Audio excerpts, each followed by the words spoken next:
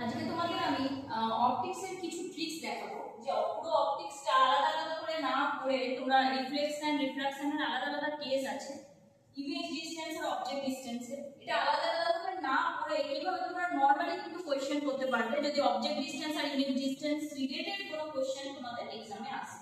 এবার তোমাদের যদি নিউমেরিক্যাল দেয় তখন তোমাদেরকে করতে হবে, আদারওয়াইজ ডাইরেক্ট এমসিকিউ যদি দেয় যে কোথায় থাকবে, সেরকম এমসিকিউ যদি তোমাদের দেয় তোমরা কিভাবে করবে, কিভাবে এলিমিনেট করতে পারবে বাকি অপশনগুলো দেখে নাও।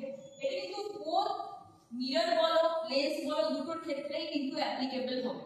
ওকে, দেখো কিছু রিলেশন আছে, সেটা হচ্ছে প্রথমে যদি অবজেক্টটা ইনফিনিটিতে থাকে, ইনফিনিটিতে থাকা মানে অনেক দূরত্বে থাকা, যেটাকে আমরা ম্যাথমেটিক্স বা ফিজিক্সের ভাষাতে আমরা বলে থাকি যে ডিসটেন্সটা আমরা মেজার করতে পারি না, ইনফাইনাইট ডিসটেন্সে আছে কোনো একটা object suppose.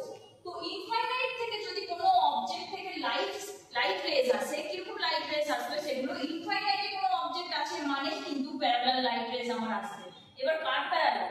Principal অ্যাক্সিসের parallel light রে আসবে। এবার কোথায় আমার ইমেজটা তৈরি হবে?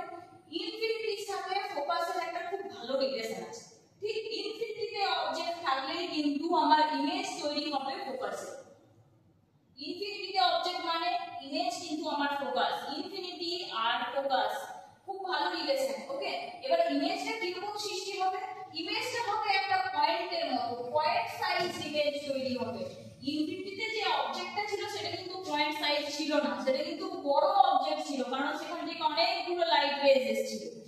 তো সেটা কি হয়েছে? অনেকটা ছোট হয়ে গেছে।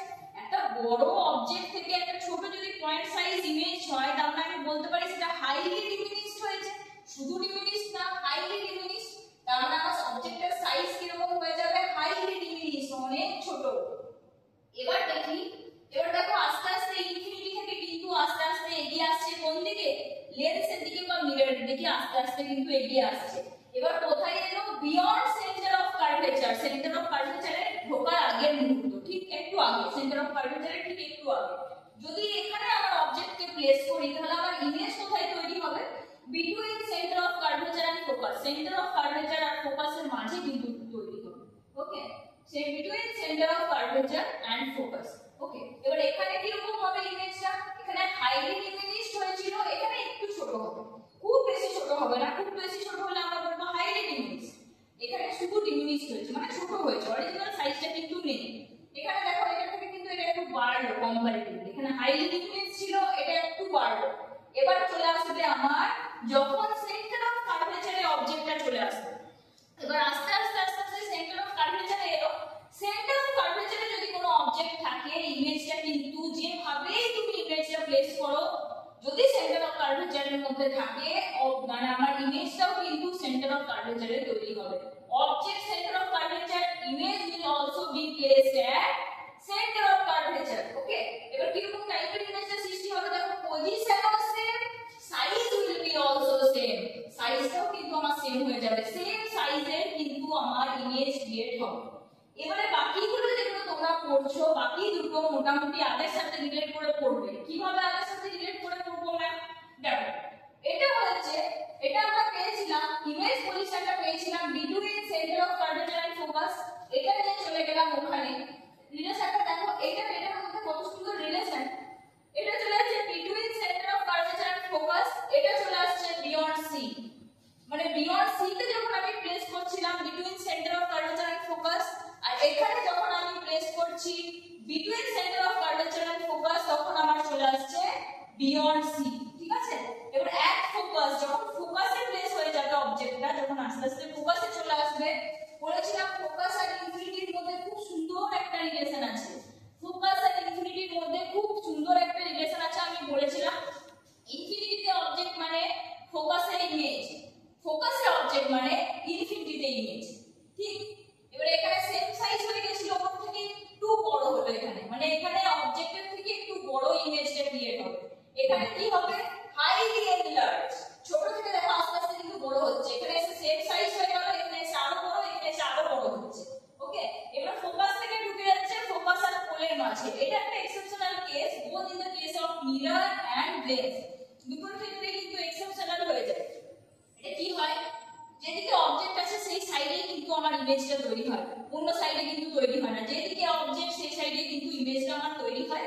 আর কি হয়, হাইলি এনলার্জ, অনেক বড় হয়, অনেক বড় হয়। এই কেসটাই কিন্তু আমরা যখন মিররের এই কেসটা পড়ি, আমরা মিরর 6 কেসটা আমরা পড়ি, এটা কিন্তু ডেন্টিস্টরা ইউজ করে থাকে, এই অ্যাপ্লিকেশনটা কিন্তু ডেন্টিস্টরা ইউজ করে থাকে। ওকে, এবার আমাদের মনে রাখার বিষয় হচ্ছে প্রথমে যে পাঁচটা পড়লাম প্রত্যেকটা কেসেই কিন্তু রিয়েল ইমেজ আমার ক্রিয়েট হয়। আর রিয়েল মানে তোমাদেরকে বলেছিলাম রিয়েল মানেই উল্টো, রিয়েল মানেই ইনভার্টেড।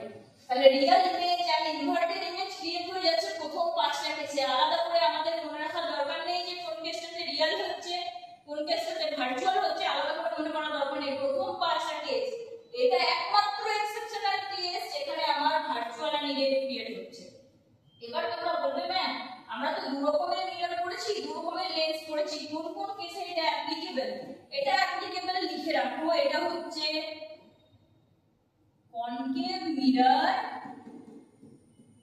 আর কনভেক্স লেন্স, যেটারই ম্যাক্সিমাম কেসগুলো আমরা পড়ে থাকি। এটার পুরো রুলগুলো কিন্তু আমরা এটার মধ্যেই পেয়ে যাব, কারণ এই দুটো জিনিসেরই, এটা রিফ্লেকশনে পড়ি এটা রিফ্রাকশনে পড়ি, এই দুটো জিনিস থেকেই কিন্তু আমরা এই রুলগুলো পড়ে থাকি। বাকি যেগুলো রয়েছে ওগুলো থেকে কিন্তু বেশি রুল থাকে না, মনে রাখার কিন্তু এই দুটোই। তো এইগুলো থেকে তোমাদের পুরো জিনিসটা আমি রিভিশন করিয়ে দিলাম। ওকে, তোমরা নিজেদের ফিডব্যাক কমেন্টের মাধ্যমে জানাবে, কোনো প্রবলেম থাকলেও কমেন্ট করবে। ওকে, থ্যাংক ইউ।